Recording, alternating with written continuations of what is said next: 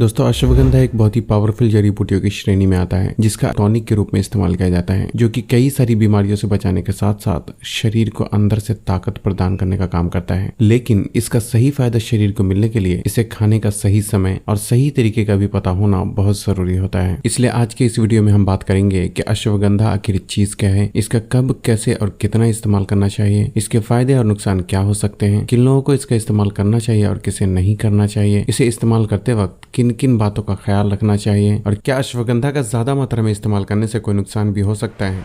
दोस्तों अश्वगंधा शरीर के हार्मोन को बैलेंस करने का काम करता है। एंजाइटी, डिप्रेशन और तनाव को कम करने के साथ साथ अच्छी नींद पाने, ब्रेन पावर को बूस्ट करने, आपके मूड को तरोताजा रखने और ब्लड शुगर को कम करने का काम करता है। ये शरीर में टेस्टोस्टेरोन जैसे हार्मोन की मात्रा को बढ़ाता है जिससे कि शरीर में मसल मास की मात्रा को बढ़ाने और बढ़ी हुई चर्बी को कम करने में काफी हद तक मदद मिलती है। इतना ही नहीं, ये औरतों और मर्दों में सेक्सुअल हेल्थ को इम्प्रूव करने, इम्यूनिटी पावर को बढ़ाने और कैंसर जैसी बीमारियों से बचाने में भी काफी हद तक मदद करता है। सवाल ये उठता है कि आखिर अश्वगंधा में ऐसा क्या है जो कि शरीर को इतने सारे फायदे पहुंचाता है। दरअसल अश्वगंधा एक पौधे के रूप में होता है जिसके जड़ को सुखाकर पाउडर और कैप्सूल के रूप में इस्तेमाल किया जाता है। वैसे तो अश्वगंधा में कई तरीके के मिनरल्स और एंटीऑक्सीडेंट मौजूद होते हैं, लेकिन इसकी सबसे खास बात यह है कि ये एक एडेप्टोजेन की श्रेणी में आता है और एडेप्टोजेन उसे कहते हैं जो टेंशन और तनाव की वजह से शरीर में आए असंतुलन को फिर से संतुलित करने का काम करता है। ये बात तो हर किसी को पता है कि स्ट्रेस और तनाव का होना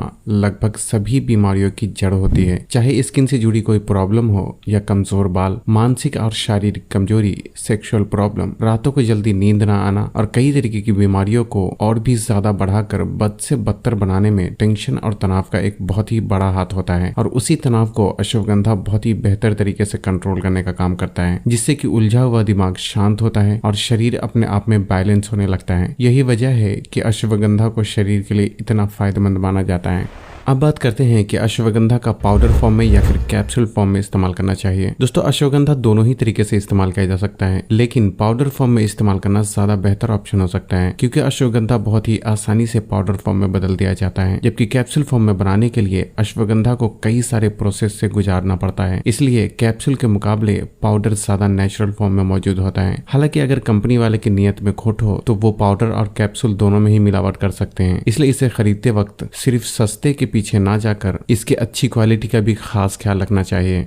अश्वगंधा को किन चीजों के साथ इस्तेमाल करना चाहिए। दोस्तों अगर आपको A2 मिल्क यानी देसी गाय का दूध मिलता है तो अश्वगंधा को हल्के गर्म दूध के साथ इस्तेमाल करना सबसे बेहतर ऑप्शन हो सकता है। देसी गाय का दूध ना मिलने पर इसे भैंस के दूध के साथ भी इस्तेमाल किया जा सकता है और अगर वो दूध भी ना मिले तो इसे सिर्फ हल्के गर्म पानी के साथ भी इस्तेमाल किया जा सकता है। इसके स्वाद को बेहतर बनाने के लिए इसमें थोड़ा सा धागे वाली मिश्री या नहीं तो प्योर शहद का इस्तेमाल किया जा सकता है। ख्याल रखें कि अगर शहद आपको प्योर ना मिले तो इसे बिना शहद के इस्तेमाल करना ही ज्यादा बेहतर ऑप्शन हो सकता है।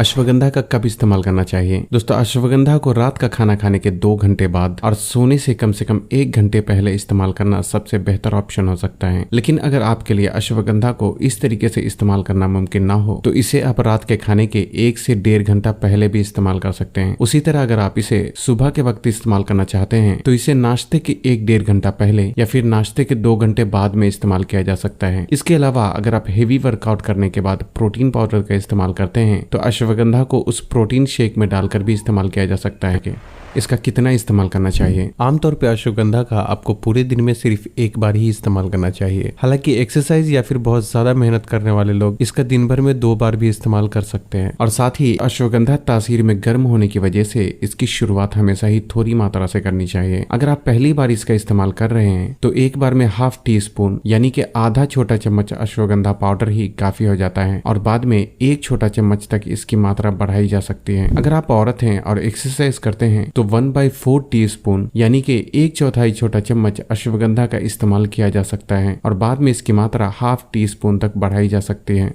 किन लोगों को अश्वगंधा का इस्तेमाल नहीं करना चाहिए। पहले तो जिन लोगों के पेट में अल्सर की प्रॉब्लम या फिर पेट में बहुत ही ज्यादा गर्मी महसूस होती है उन लोगों को अश्वगंधा का तब तक इस्तेमाल नहीं करना चाहिए जब तक कि पेट का अल्सर पूरी तरीके से ठीक ना हो जाए। अश्वगंधा कुछ दवाइयों के साथ भी इंटरेक्ट करता है, इसलिए खासकर वो लोग जो पहले से ही किसी बीमारी के दवा का इस्तेमाल कर रहे हैं उन्हें अश्वगंधा का इस्तेमाल करने से पहले किसी अच्छे डॉक्टर की सलाह जरूर लेनी चाहिए। इसके अलावा जिन लोगों को लो ब्लड प्रेशर की प्रॉब्लम है उन्हें भी इसका इस्तेमाल नहीं करना चाहिए। क्योंकि अश्वगंधा ब्लड प्रेशर को कम करने का काम करता है, जो कि हाई ब्लड प्रेशर वाले के लिए तो फायदेमंद होता है, लेकिन लो ब्लड प्रेशर में इसका इस्तेमाल करने से ये समस्या को और भी ज्यादा बढ़ा सकता है। इसके अलावा गर्भवती महिलाएं और जिन औरतों के दूध पीने वाले छोटे बच्चे होते हैं उन्हें भी अश्वगंधा का इस्तेमाल नहीं करना चाहिए, नहीं तो ये फायदे के बजाय नुकसान पहुंचा सकता है। इसके अलावा औरतों में हार्मोन से जुड़ी ऐसी बीमारियां जिसमें शरीर में टेस्टोस्टेरोन जैसे हार्मोन की मात्रा बढ़ गई हो, उसमें भी अश्वगंधा का इस्तेमाल बिना डॉक्टर की सलाह के नहीं करना चाहिए, नहीं तो इससे प्रॉब्लम और भी ज्यादा बढ़ सकती है। अर्थराइटिस, थायराइड और सोरायसिस जैसी ऑटो इम्यून डिजीज की कैटेगरी में आने वाली बीमारियों में अश्वगंधा कभी कभी उल्टा भी काम करने लगता है। हालांकि हमेशा ऐसा नहीं होता, लेकिन फिर भी अगर आपको कोई ऑटो इम्यून डिजीज की प्रॉब्लम है तो अश्वगंधा का इस्तेमाल करने से पहले आपको किसी अच्छे डॉक्टर की सलाह जरूर लेना चाहिए।